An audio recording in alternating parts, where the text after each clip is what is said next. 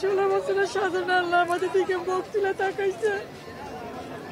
আল্লাহ তাআলার লাখ কোটি শুকরিয়া।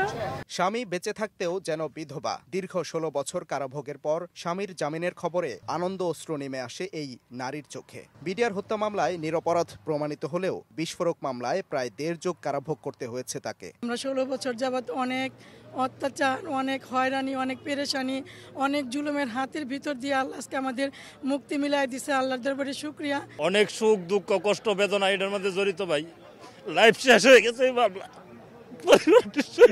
আজকে বাড়িছো ভাই, আপনারা দোয়া করেন। জামিনের জন্য বারবার আমি কোর্টে আসতে হয়েছে। আমি একটা সাধারণ চাকরি করি, তারপরেও বারবার কোর্টে আসতে হয়েছে। খুব উকিল ধরছি, অনেক টাকা পয়সা খরচ করছি।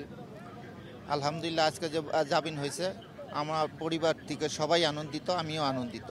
বিচার প্রক্রিয়ায় দীর্ঘসূত্রতা কাটিয়ে 16 বছর পর রোববার বিস্ফোরক মামলায় জামিন পান 19 শতাধিক বিডিআর জওয়ান। প্রিয়জনের মুক্তির অপেক্ষায় উচ্ছ্বসিত স্বজনরা। তবে দীর্ঘ অপেক্ষার পরও আপিলের কারণে জামিন না পাওয়ায় কান্নায় ভেঙে পড়েন অনেকের স্বজন।